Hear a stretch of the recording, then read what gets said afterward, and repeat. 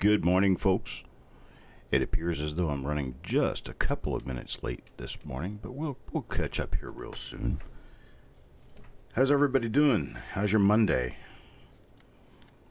Monday working for you? It's been a slow morning for me. It's getting kind of a slow start. All those toting boxes of coins around reminds me that I'm not as young as I used to be. Hey, Steel Horses, Joe McBride, Eric Beyer, Yo Man Gull, Bill Crescent. Looks like we got 5 of us in here this morning. Kind of expected that Monday morning would be a little bit slow anyway. Everybody's getting back to the JOB and doesn't have a whole lot of time for the coin thing. I get it. My JOB is the coin thing. Jeff Dunn, good morning, sir. Good morning, Copper Coins Land, and all the people in it.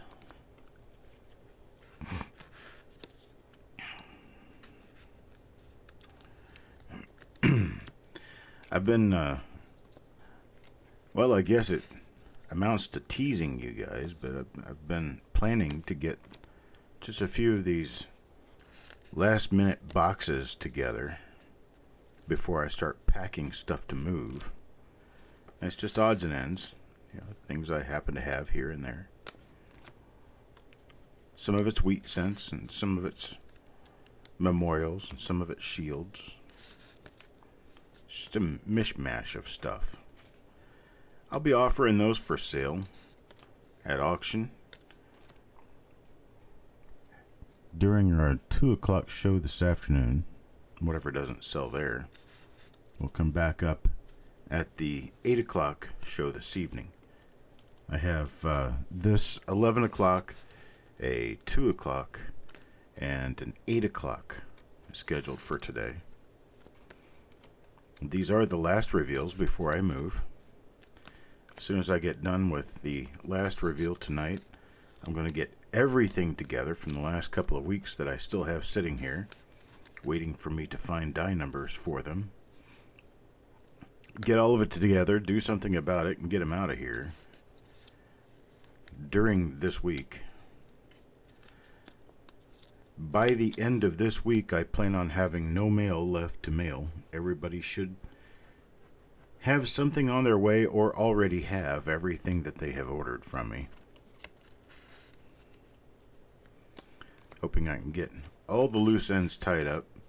That way I'll be ready to tell myself next time I enter my office everything's ready to pack in boxes to move to the new office.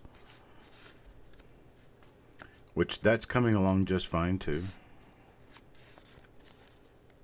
Looks like I'll be moving into the house during the last week of July. So that first week of August will be settle-in time.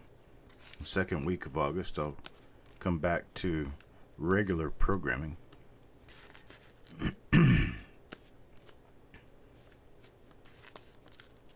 I hope. The internet that I'm planning on getting there, they say it has a max speed of 400 megabits per second. Well, I'm dealing with about 120 here. So, if I get 400, I think I'll be doing just fine. No worries. In fact, I plan on trying to get back into figuring out how to get my Adobe Premiere to work with crunching videos for YouTube and start doing some educational videos again. I've got a few in mind, and it seems like every time I do one of these shows, another idea for an educational video pops into my head because of a question that's asked, and the way I end up having to go answering it, I keep thinking, well, there's got to be a better way to do that. Now, usually there is. And that usually there is would end up being, well, a video all on its own. No painting yet. I don't own the house until the 22nd of July. So on the 23rd of July, we can start moving and start getting everybody in to take care of fix-ups that we're wanting to do before we move into the house.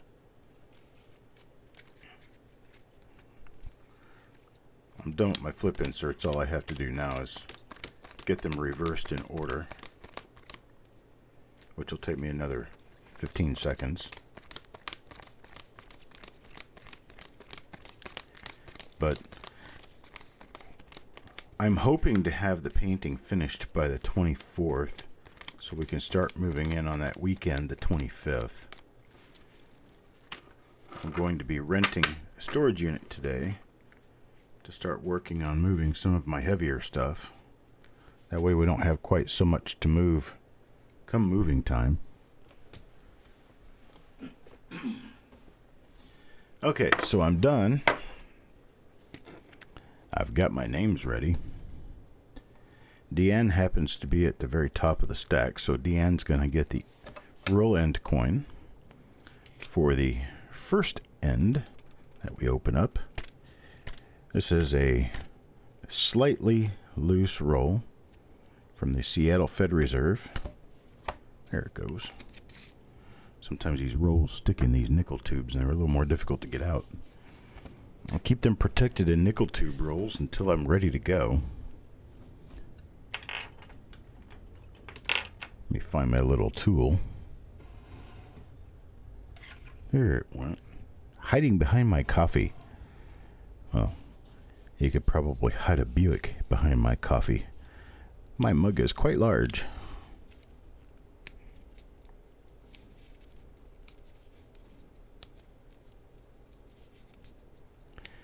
Just trying to get this roll to play nice with me and open up. There we go. Got it working. That end is good. Move over to the other end.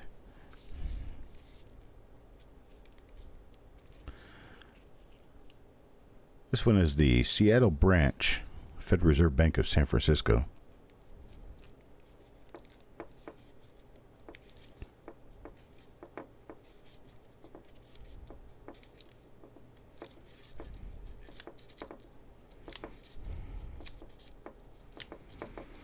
$19.59D. We have a double die that we look for on the obverse of $19.59D.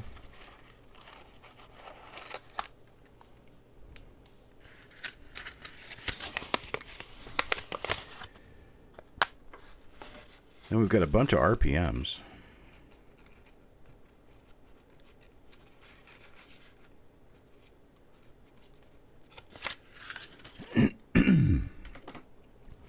All right, so here we go.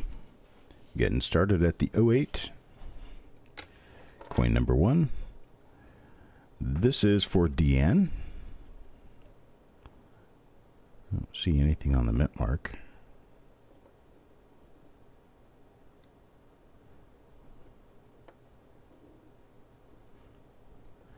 And nothing on the I. Motto's all clean, as is Liberty. So let's take a look at the reverse and see if anything's going on there. Get my eyeballs out of the way. Woke up this morning not needing glasses. Sometimes I do, sometimes I don't. If I see okay without getting me a headache, I don't put the glasses on. If I get up in the morning and have a headache and can't see very well, I put the glasses on and they help me out. It's a little bit of a weird thing. Here's Sir Reg. Sir Reg, coin number 2. Let's see if we have anything here. I'm not seeing it.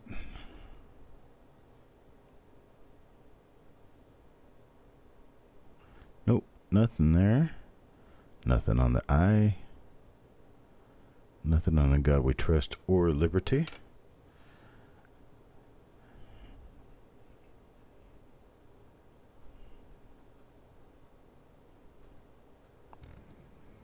And the reverse on this one seems to be clear of defect. which of course the defect is what we're looking for. Arizona Coins, Coin Junkie, Cuds R Us. Morning, Robert. Going to coin number 3. Coin number 3 for Sissy Atwell. And it appears as though we do have an RPM here. It's actually a pretty nice RPM. It's got a big split on the lower. You can see part of the secondary vertical inside the primary vertical. I find a good direction. Here we go. This looks like a good direction. I'm going to go ahead and blow it up now.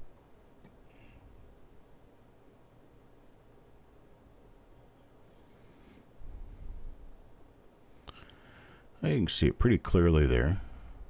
There's actually 3 serifs on the bottom,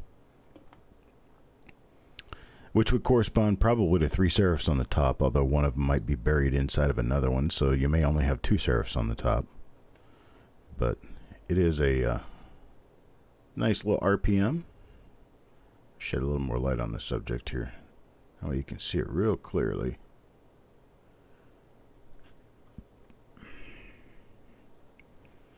So we got a nice tripled mint mark here. That'll get our day going well. At least we found something in this roll, right? Alright. Let's see if we can find us a good marker to use. Let's prefer them near the date, if possible.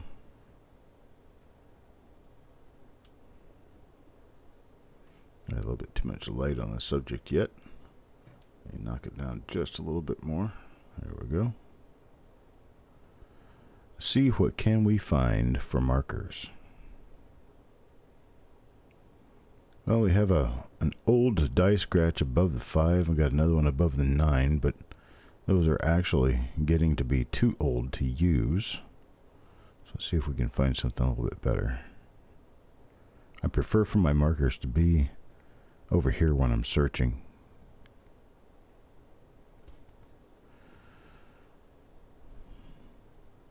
Okay, I tell you what. We have a little bit of molecular level die damage going on to the southwest of the 9. You can see it between the 9 and the vest, the lower point of the 9 and the vest.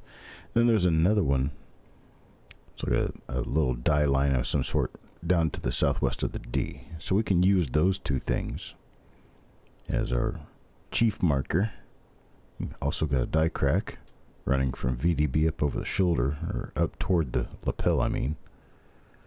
And I'm sure these are die gouges up here of some nature or another. No, maybe not. Thought I had die gouges up there at the top, but I don't. Doesn't look like there's anything in the hair. This particular coin was kind of beat up a little bit. So we will go mainly with the fact that this is a tripled lower serif mint mark. It has the vertical on the inside. You can see the secondary vertical on the inside of the primary mint mark. And that we have those 2 little bits of die damage. So those are going to give us a good idea of what we're after. So that's coin number 3, a Sissy Atwell.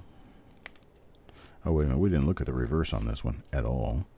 So let's flip it over and take a look at the reverse real quick before we put it away. The reverse could be just as telling as the obverse as far as markers or die doubling or anything like that.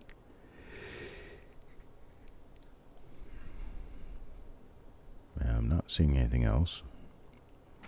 Okay, so now we can put it away.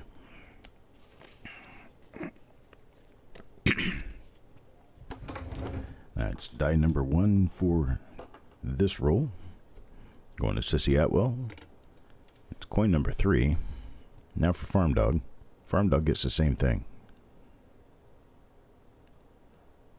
Yep, same die. Same die, so we'll just take a quick peek around. Looks like these coins were kind of harshly treated before they went into the roll. There's a bunch of pretty large marks on these.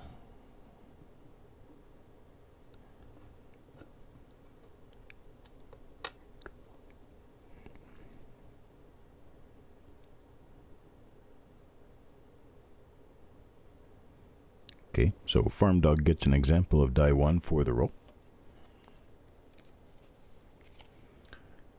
Middle bottom bust to the rim. What are we looking for?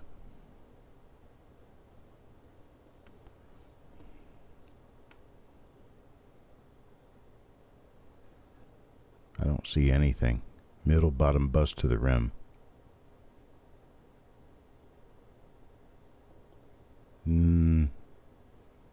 I don't see a die scratch. I see a little bit of die wear. That's about it. No die scratch. Okay, so this one's coin number 4. It's another example of die 1 for the day. This one is Farm Dogs. Now for Jim Fletcher. What does Jim Fletcher get? Well, it's a different RPM. I think. Looks like it could be an RPM. I don't know. Let me zoom in and take a good look.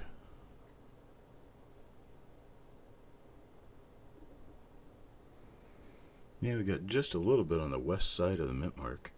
Looks like a D over D west.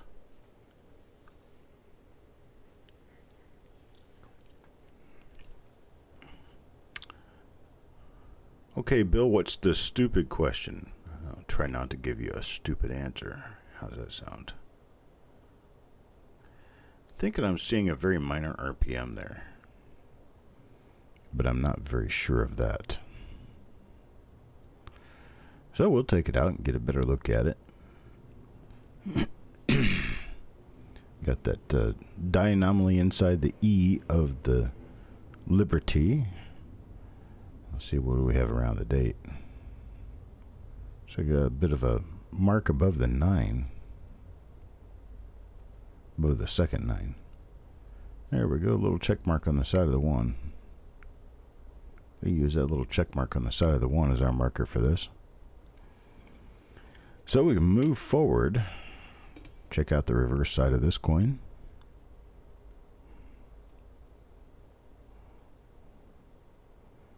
See what do we have, if anything.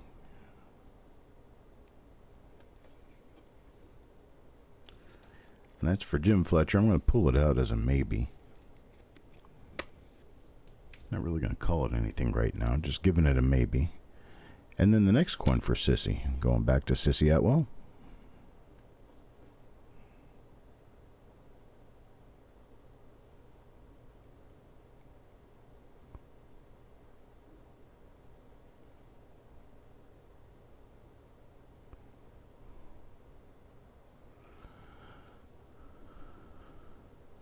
Hello, Coins Arnito.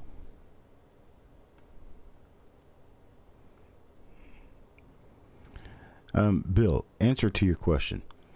If the coins I find are die varieties, and they are attributed with a die number, I put an entirely new flip insert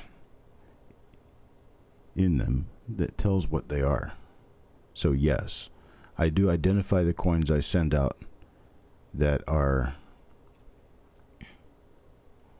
die varieties. If I use your coin for the photos for coppercoins.com, I will mark your flip insert with the term plate coin. Plate, going back to the old days of how they used to make printing plates and make books using printing plates. Back in those times, you would burn the photo of the coin onto the plate to be used to make the pages of the books. So we still call them plate coin. So you would get a plate coin if I use it for photographs. If it's a new discovery, if it's like a new die, I will put new listing on your holder as well for anyone who gets one of a new listing. So if this RPM I'm finding in this roll happens to be a new listing, everyone who gets one of them will have new listing on their flip insert. But only one person will get the plate coin designation, and that's generally going to be the best coin I find out of the roll for photographs. it is not necessarily the first coin of that die I find. The discovery was made during the search of a roll, so it's discovery based on the roll, not on the which coin it was out of the roll. So that's the basic answer to all of that. Hope that made sense and works for you. Wanda gets the next coin, Wanda Williams.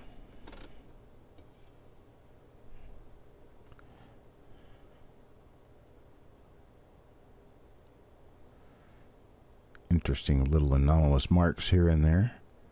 We have a very minor split lower serif, but I'm not going to be able to call this one, I don't think, because I think it's too minor.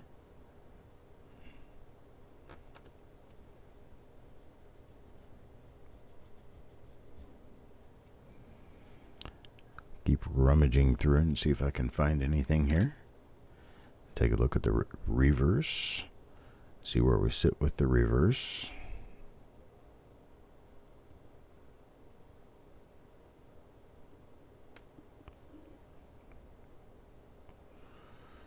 Good morning, John Argent.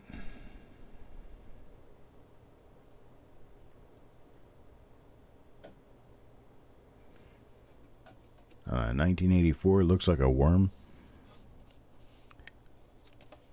Now, I'm not trying to insult your intelligence or anything, but if it's a die gouge, it's going to be raised on the coin. If it's sunken in on the coin, there's some chance that you could have a struck through, like struck through thread or something like that. Please understand that anytime I give you guys advice or discuss something with you, I'm trying not to overreach the difference between education and just plain being annoying. But I don't know the skill level of everyone here, so it just makes it easier for me to cover everything the same way, rather than assume that you know something that, well, you may not know. Okay, here's another one of those. I pulled one of these out for Jim Fletcher earlier. I'm going to go ahead and put it into the position of being die number 2 for the roll, because I was actually able to identify this one immediately as the same die. Definitely the same thing. There should be a die crack in the hair, and there is, on the forehead, I mean. And so, yeah, this one's going to be the same thing as Jim Fletcher's coin. It has a little bit of an extra serif to the lower left. A little bit of an extra upper serif to the lower left.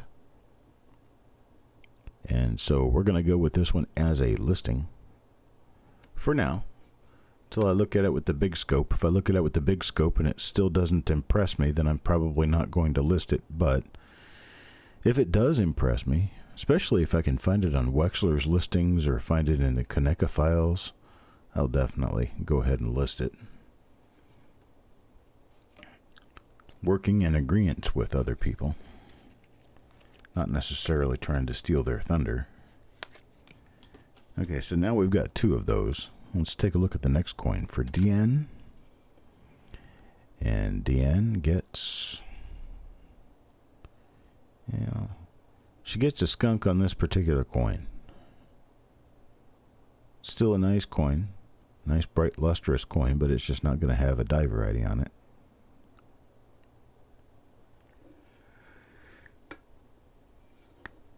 Now checking the reverse. Reverse of 1959D is not very highly known for double dies, but there are a couple of really minor ones. Don't generally expect to see anything on the back of a 59 Lincoln, so 59D Lincoln cent. 59 plane's a different story altogether. 59 plane, there's a number of double die reverses known for those. Kind of like in 1960. The plane, there's a number of double die reverses, and the D, there's not hardly anything. There we go. This is Fox Run Forge. Got another one of those. Interesting little die.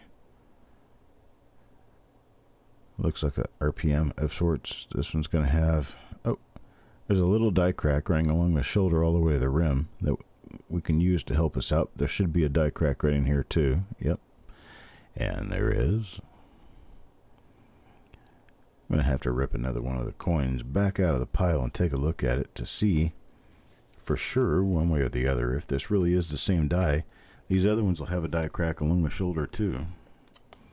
Let's take a look at the one that Paul Hampton got. And sure enough, we've got a die crack in that exact same spot. So yes, these are the same die. You can see a little bit better right there. Running from the bottom of the shoulder down to the rim. So there we go. Fox Run Forge, you just got yourself a kind of a minor RPM D over D West. Now let me take a look at Jim Fletcher's coin here. Jim Fletcher again. Score. Got another one. Should have a die crack right there. Should have a die crack right there. And we do. In both places. So we got ourselves another example of die number 2 for this roll. That makes our third one now. Nope, fourth, I'm sorry. Makes the fourth one. Let's take a look at the reverse. Bronze penny weighs 3 grams, not 30 grams. 30 grams is nearly an ounce. Of course, because this is not precious metal, it's going to be a vortipus ounce, so it's not necessarily true. But a troy ounce, what you would weigh silver with, is 31 grams. 10 times the weight of a Lincoln cent.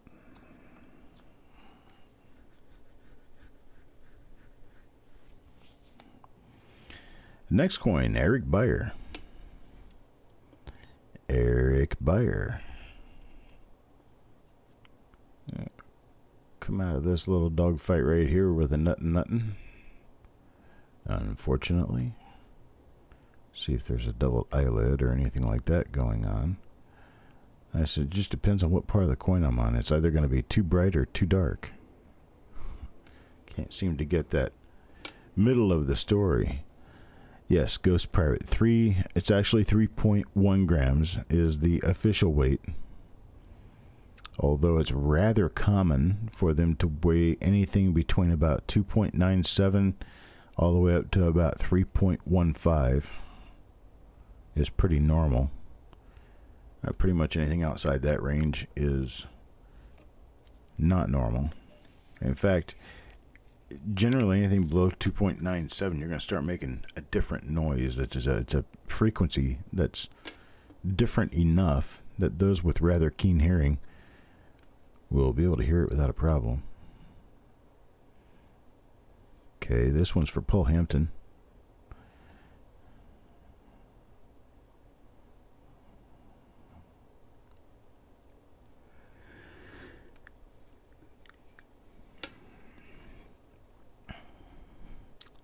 Looks like Paul Hampton's going to come up dry on this particular... Wait a minute.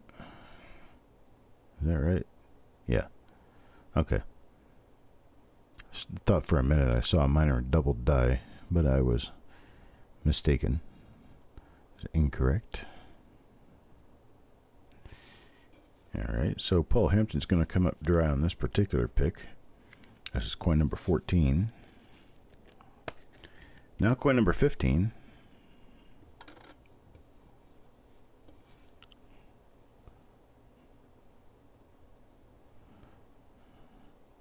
Another dud.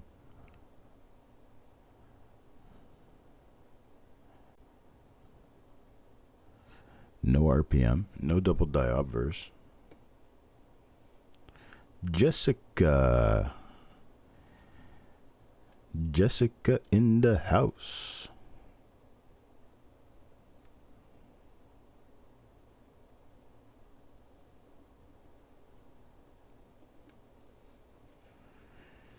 And there we go.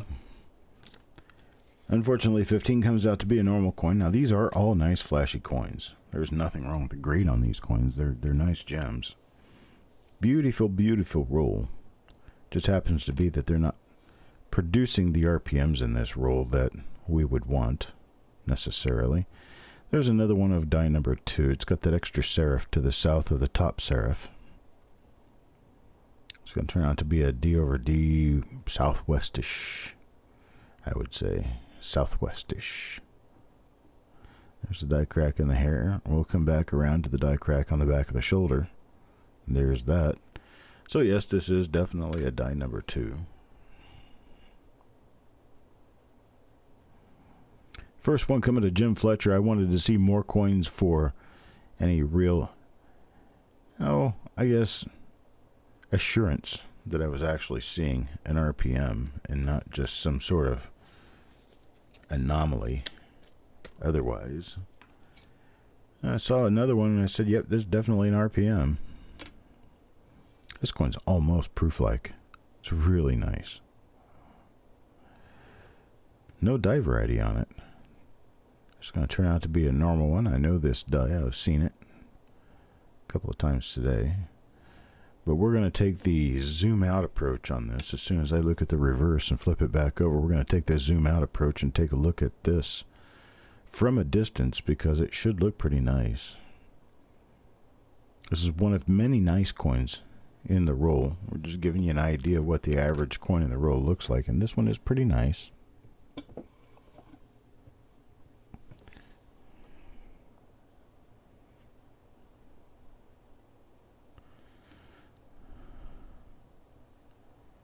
Nice red coin with bright flashy luster.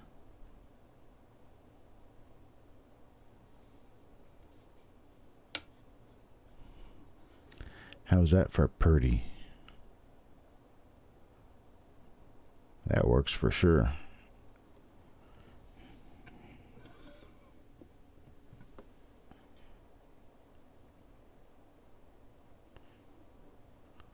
See what we got going on here. There we go. Get it straightened back out and get the light turned down.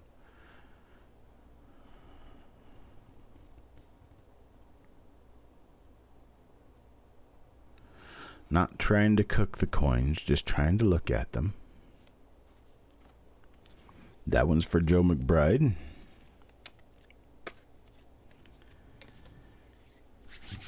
Man, my hands are dry this morning. Grab a drink of coffee.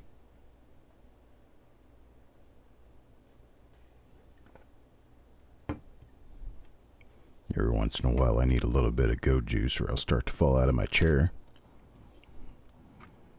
Let's see. You don't want me to fall out of my chair. It's not a good thing. I got nothing on this one so far. And nothing. Let's take a look at the other side. See what happened over there.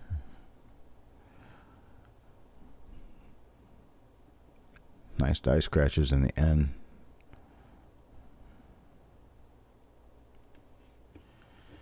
We'll see you on the dark side of the coin. That'd be one of my theme songs. Dark side of the coin.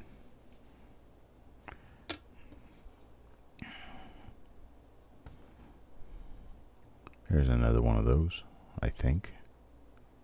Maybe. I think it is. The RPM number 2 for the roll. Yeah. It's got that die crack on the back. It's got the die crack on the head. It's going to be one of those die number 2 coins that we've been finding. Yeah, Bulldog. Times for today's reveal. This one, of course, is 11 o'clock Eastern. Then we've got a 2 o'clock p.m. Eastern for a 1942 D roll. And then we've got an 8 o'clock Eastern this evening for a 1953 D FRB. It's a Fed Reserve Bank of Cleveland. So you're looking at 2 o'clock Eastern and 8 o'clock Eastern, which is 11 Pacific and 5 Pacific. I ain't got nothing going on this one. Cointastic. I see you on the dark side of the coin.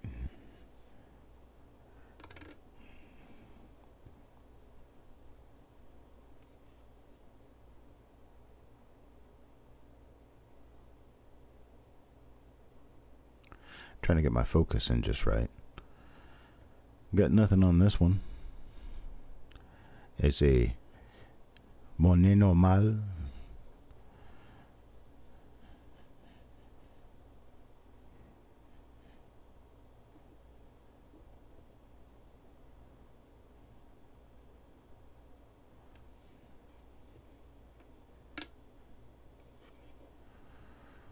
I'm going to add to our day avec un peu français.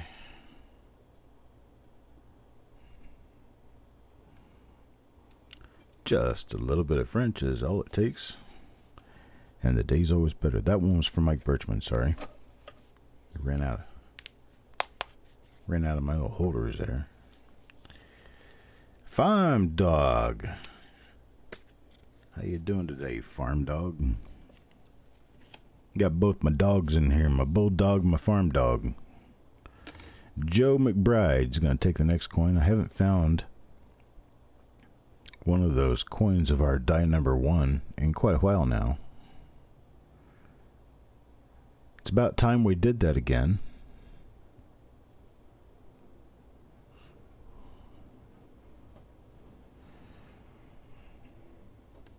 I keep hearing songs in the 70s in my head.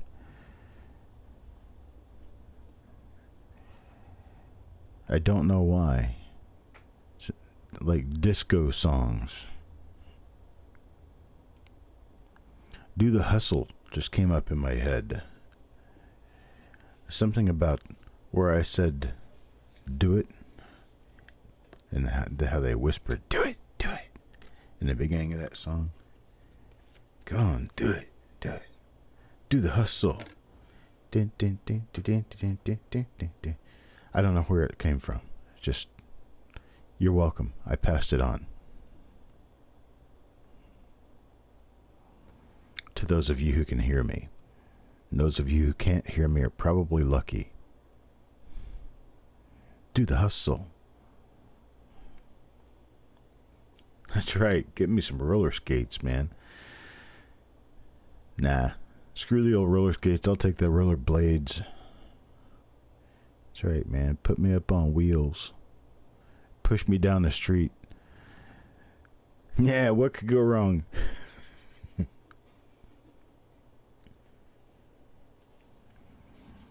Have I ever seen the rain coming down on a sunny day? Yes, I have, actually. I have proof of that. Oh, a rainbow. No, I know what you're talking about here. Is this another one of our die ones? I think it is. I do believe it is. And I'm relatively certain it is. Another die 1 for the roll.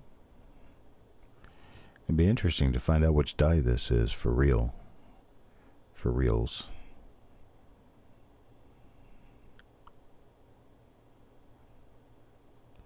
No disco songs? Damn, dude, I was going to break out in Disco Duck next. You're no fun. A little bit of Diana Ross. Or, why not the Bee Gees? The Bee Gees works for disco. Not the best disco songs, but they've got more number 1 hits than most any other family band. I don't know which one tops the charts higher. I don't know if it's the Bee Gees or the Jacksons.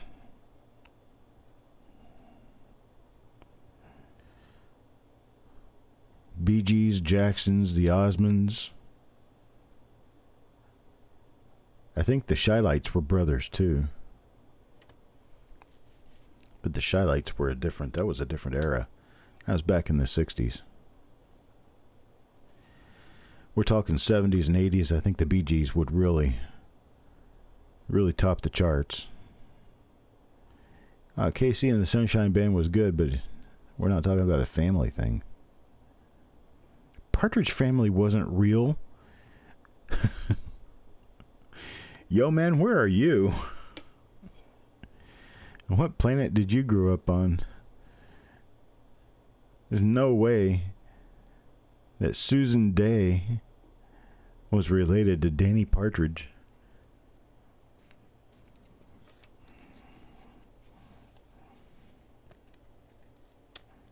I have the disco ball. Yes. I already have it. Strung up right here in the middle of my office. I have to go back and look at this because you guys got me off track. Little distractions. Sometimes that's all it takes. Pull me off. You can whistle from a block away. And I snap my head like I'm trying to crack my neck just to see what happened. What's that noise? Who's that? Play a stupid trick on my dog. Go get him. Where is he? And he jumps to attention. He can be sniffing, sitting around doing nothing at all and just sitting there. Just annoying me because he does nothing but sit there and sit there and sit there. And then I say, hey, Sherm, where is it? Where is he? Go get him. He hops up and prances down the street like he owns the thing. That's the funniest thing. This dog just prances around. And, I mean, he doesn't even try to hide it. There's absolutely no hiding it. The 80s was your era. I saw a video this morning on...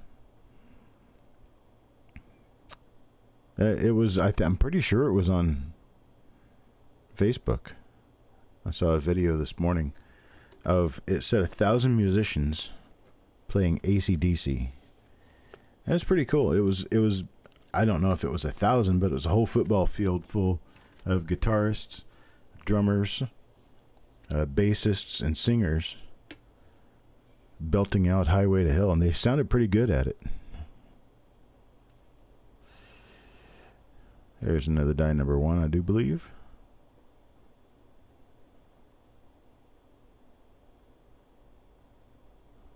Nope, this one may be a different one altogether. Yeah, we'll hold it out for sure.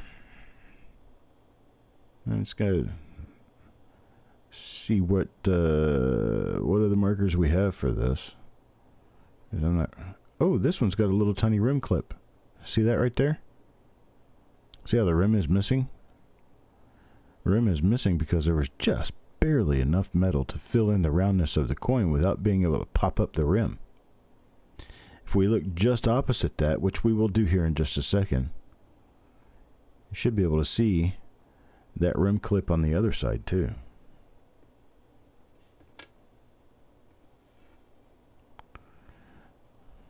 Where is it? Am I looking in the wrong place? Guess it wasn't enough to affect this side. Just enough to affect the other side. There should be just a little bit of weakness in the rim somewhere here. There it is, I think. Where would it be? Let me see.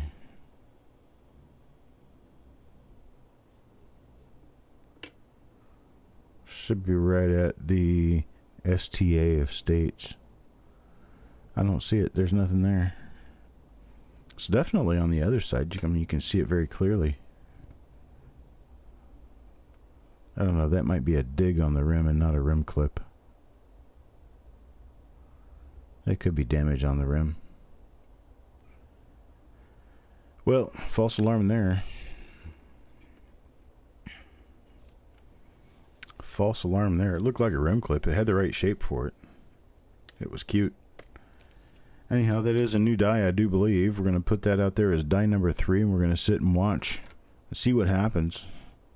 See where we end up going with that.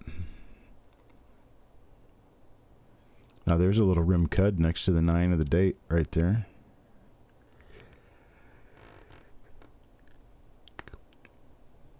Can't say that didn't happen. Hair bands in the 80s. Boy, there's a lot of them, man. There's Poison. There's Whitesnake. Van Halen.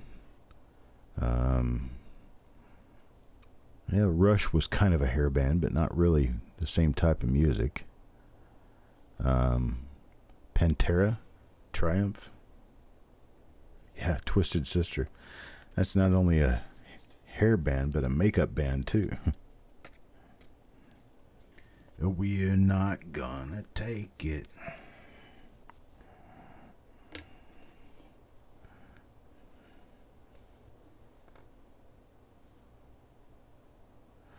See, this looks like that same die again. I'll pull this one out and stick it on that pile with die number 3, and I'll dissect them a little bit later. Kiss, definitely a hair and makeup band. I think the word makeup really kind of led you off in that path.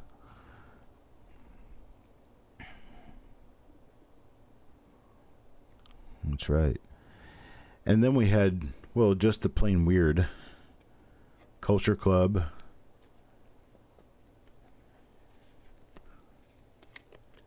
Must I say, Milli Vanilli. There's one for Mr. Betts.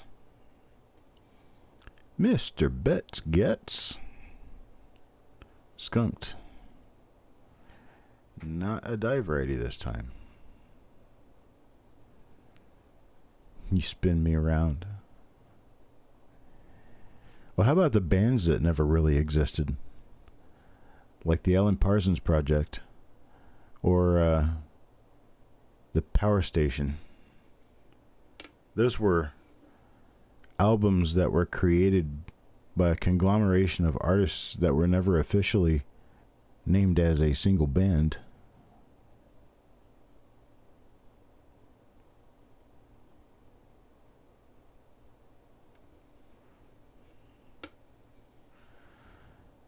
We talking about a spiked head die crack? Okay, I'm gonna leave that one alone because that's not a spiked head. Concentrate on my roll, Chuck. Concentrate on your roll. Your roll. Your roll. That's what you have to do. Your roll. Right here. This is gonna be a normal one.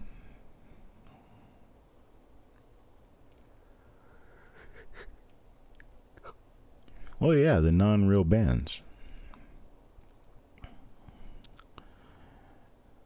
They were doing modern versions of other people's music. It's like that one,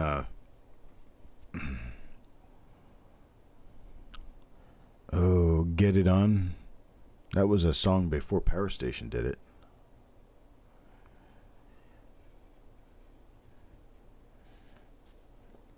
You know, the one, you're dirty, you're sweet. Cat in black, don't look back, and I love you. You're dirty, sweet,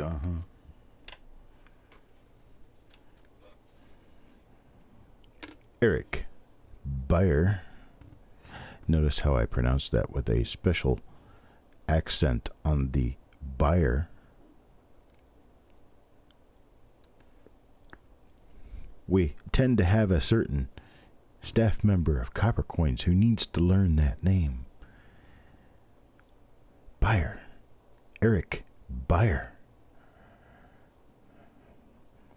Robert Palmer. When Robert Palmer passed, I heard somebody say something about it and thought they said Robert Plant. I was like, no way. No way, he can't die. That's like the Led Zeppelin. He can't die. He didn't. It was Robert Palmer.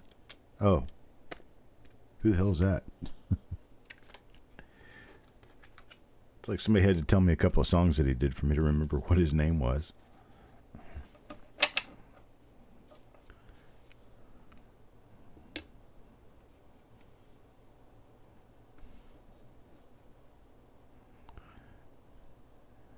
Artists of the 70s and 80s.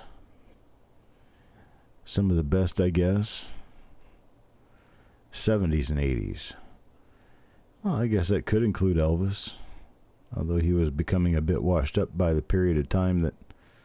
Well, 1971, 72 were pretty big years for him. But you go forward up to 75, 76, he was in very poor health. sweating very profusely to do one single show and knocking at the doorstep of death. But you look at the real good ones of the 80s, 70s, and 80s. Who are we talking about? Let's see. Well, there was, man, I'm thinking of all the hair bands and stuff and all the, like the grunge metal type stuff. Ones like Rat, Poison, Motley Crue, Metallica.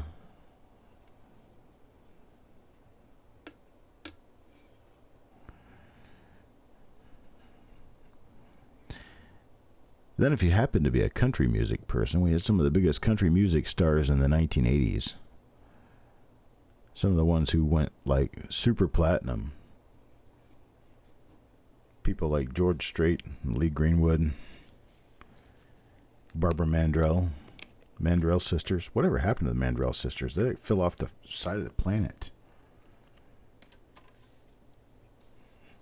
See, there was Barbara, Louise, and I don't remember their other sister's name. The little kind of blonde brunette one. It was Barbara had blonde hair. Louise had nearly black hair. And then the third one. I don't remember her name. Oh, Donnie and Marie were pretty good. Charades and Yarnell. I'm not sure I know of them. Dolly Parton? That's for sure.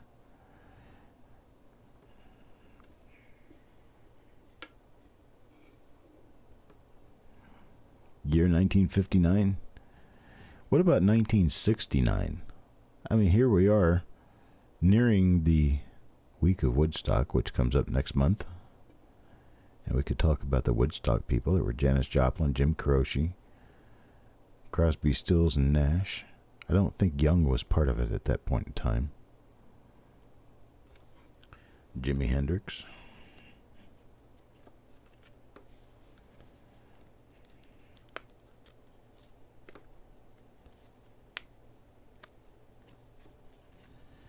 Creedence Clearwater Revival.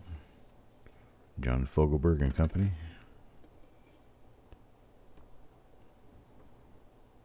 That's right, The Who.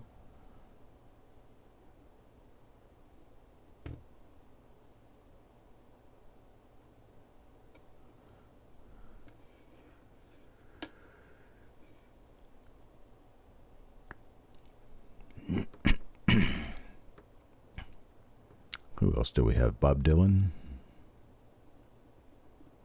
I don't think Cream. Well, Cream might have been. It would have been one of the early morning daytime bands.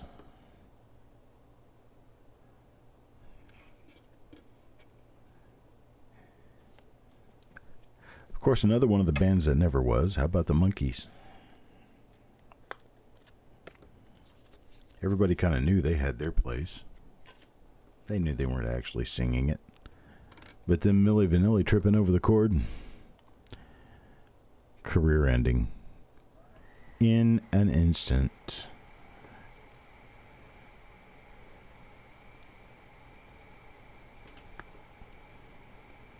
Probably if they'd come off on the top and said, we're not actually singing this stuff, we're just dancers and good-looking guys, just looking for some attention, they probably would have kicked it off. I mean, it probably would have actually made it somewhere. But the fact that they lied to their fans about being singers, well, that made everything go south real fast.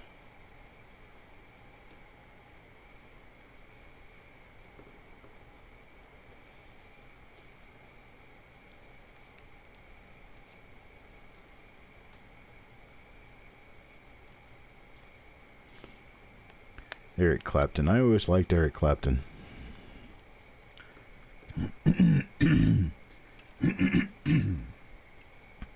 Especially that song he wrote to his son after he died.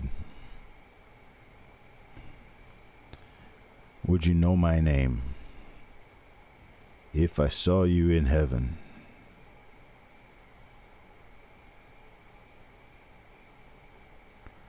That was a good song.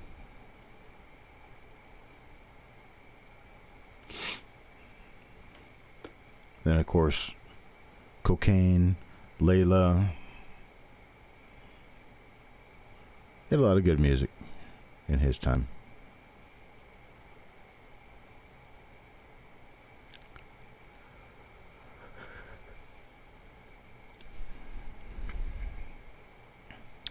Best act of the 1970s. What was it? Best act of the 1970s. We're not going to go with official Billboard, anything, blah, blah. We're going to go with your opinion. What was the best act of the 1970s? I shot the sheriff, but I didn't shoot the deputy. Pretty sure, wasn't Clapton's version of that song a remake of Bob Marley?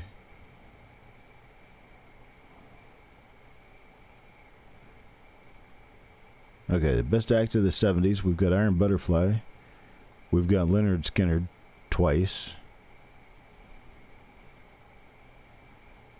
Jack Nicholson. I don't remember any record tunes that he did. I just remember him being in some, well, downright disturbing movies, but that's Jack Nicholson for you. Red rum, red rum, red rum. 38 Special, the Eagles, the Beatles.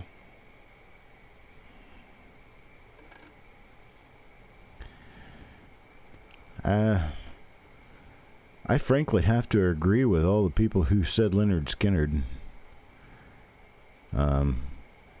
They did a thing. I was working in a convenience store in 1984, no, it was 85, 86. I was working in a convenience store.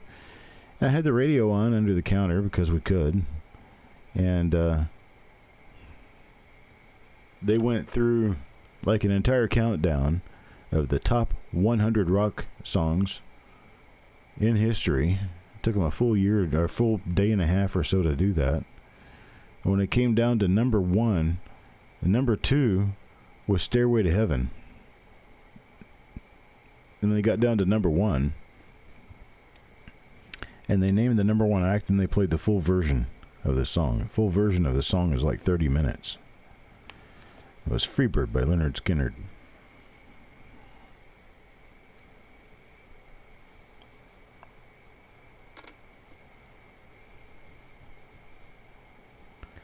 I'm sorry, coin number? We're on coin number 40 now. Coin number 40. We got us another die number 1 here. Yes. That's another die number 1 for the roll. Coin number 40 for Kevin Speaks.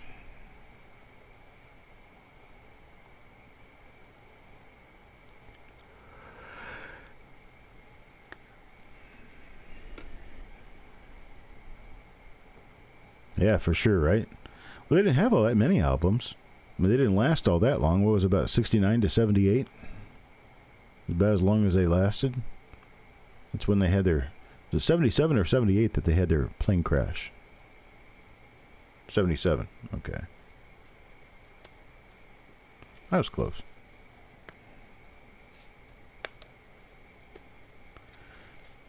Yep, best act of the 1970s I would say was Leonard Skinner, and second best I'd have to go with Led Zeppelin.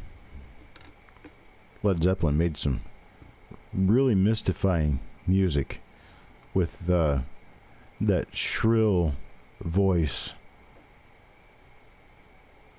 that Robert Plant could come out with. It was kind of haunting in a way.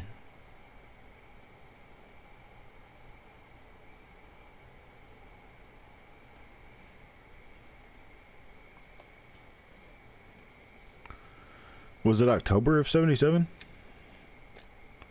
I thought it wasn't. Was it October? Wow. No, it happened in August of 77. August 16th, to be exact.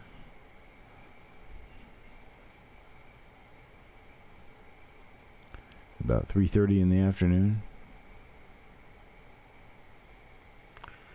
That's right, Joe.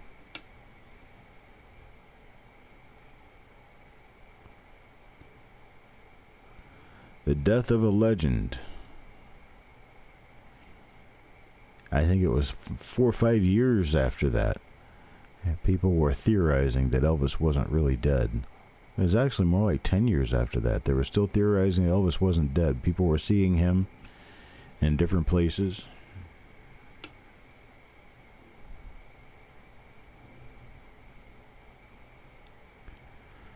I had no doubt from the beginning, simply because, well, if you saw Elvis's last few performances, you'd see that man was in rough shape.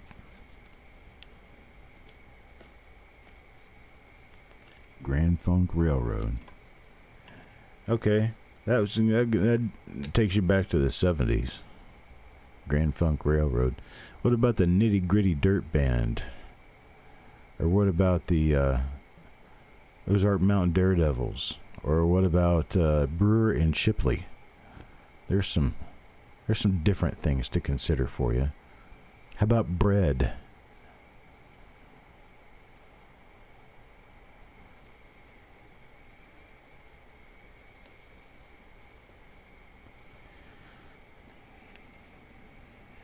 How about the Moody Blues? And then for the 80s, what about Dire Straits? Yeah. Dire Straits. They were good. Blood, Sweat, and Tears. There you go. You're getting back into the groove music. That's that pot smoking stuff there. Steely Dan. Steppenwolf.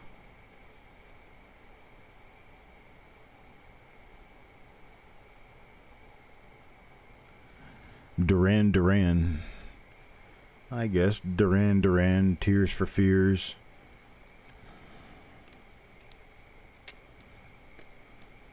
Ah, the Grateful Dead. Deadheads.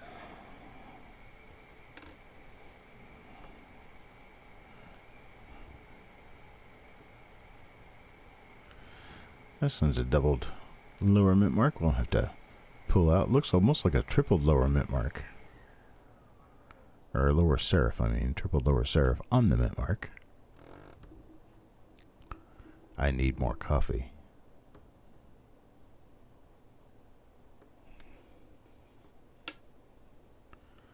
Oh, misplaced Youper girl. We've been going back through the decades, naming some of the best rock bands, best acts in the 70s and 80s. Just talking about our past, where we've been. Certainly not where we're headed because, well, pretty much music is just unimaginative these days. I don't know of very many acts that are even good anymore.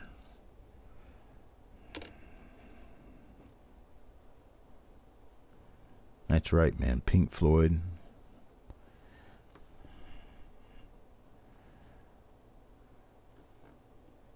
That's something to really get some weed out and start whacking some weed with Pink Floyd, man. Especially The Wall. Watch that movie, The Wall. I was high when I saw that the first time.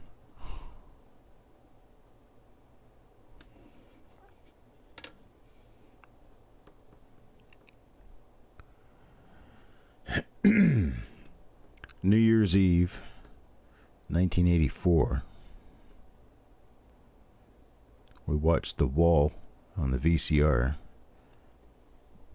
at my friend's dad's house in Nashville. We snuck some of his weed out. Had fireworks. I was wearing an OP painter's cap. It was painter's caps with an OP jersey. Got hit right in the middle of the forehead with a bottle rocket.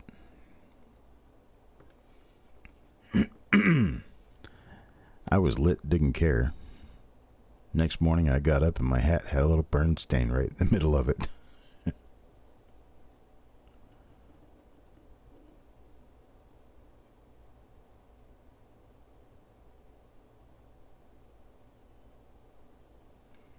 You were at a Nugent concert?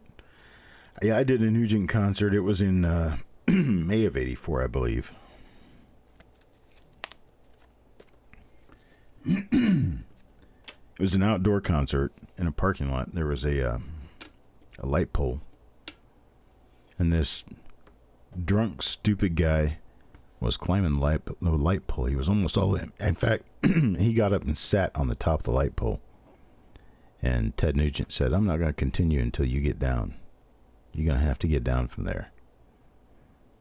So the guy eventually climbed back down because of the, well, let's just say the encouragement of the crowd. He got down and Nugent continued.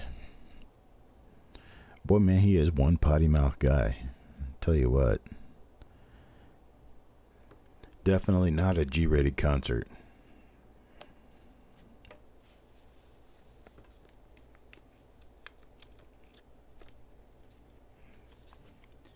Amy, why? Gotta go to a doctor's appointment. Well, Bill, you have a good time, I guess. That might not be the right thing to say for a doctor's appointment, but I hope you're healthy and successful on your way out. And we'll see you at one of the other role reveals later today. Like I told Bulldog, we've got one at 2 o'clock, and then we've got one at 8 p.m. Those times all Eastern, of course. I'm just about to the bottom of this one. We got one coin left. Mike Birchman, we're on coin number 50. Now, looks like we're going to turn up with a normal coin as the very last coin in the roll.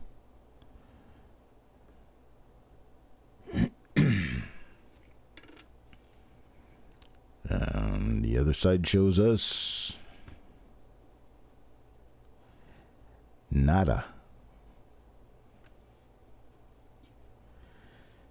Be back at 8. All right, Bill, I appreciate it. I think I'm going to move my second show today. Nah, never mind. I'll do it at 2. I was thinking about doing it at 4. Maybe I should change it to 3. I think I'll change it to 3. I got a couple of things I'd like to take care of today. Some phone calls and stuff I need to make that could take a while. So here's die number 1 on this roll. We've got coins numbered 40, 23, 4, and 3. 40, 23, 4, and 3. Those go to Sissy, Farm Dog, Mike, and Kevin. Now, die number 2 was at more minor RPM. The first one we found was for Jim Fletcher, then Paul Hampton, Fox Run, then Jim Fletcher, and then Wanda. These are going to be coins numbered 16, 12, 11, 9, 5.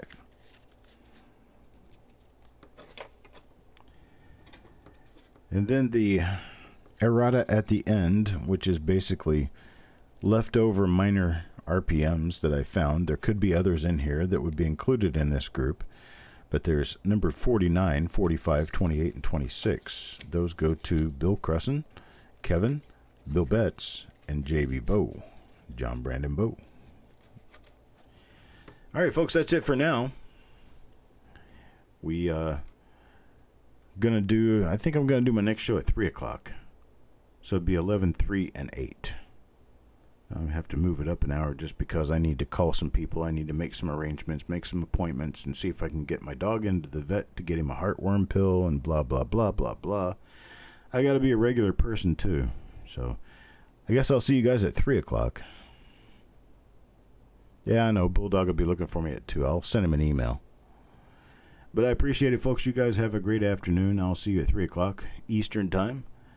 And I'll talk to you later.